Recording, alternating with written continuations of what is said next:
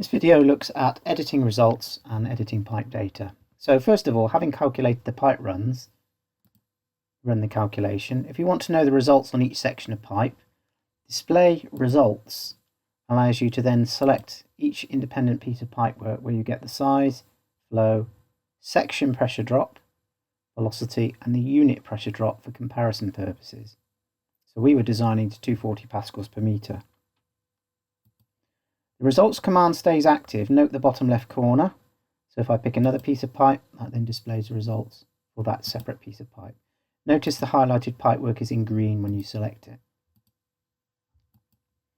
If I press escape, cancel the results command. If I wish to fix a pipe size or manipulate any of the data on that specific pipe run itself, double clicking on the pipe run brings up the information on the pipework.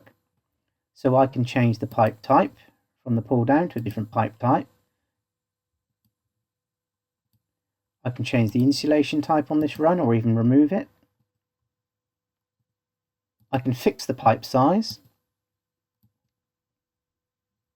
If I wanted to, and I knew there was an obstruction that required an extra number of bends, I can add the number of bends in.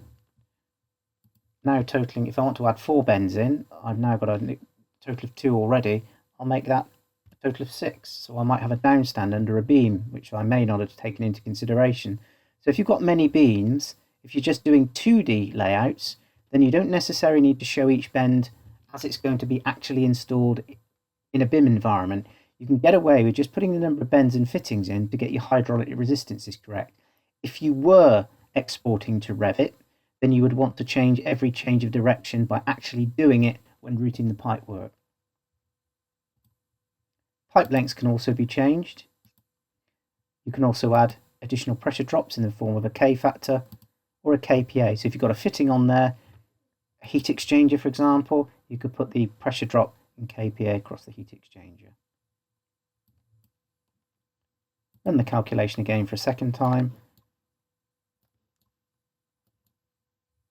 And we'll see our pipe size is changed.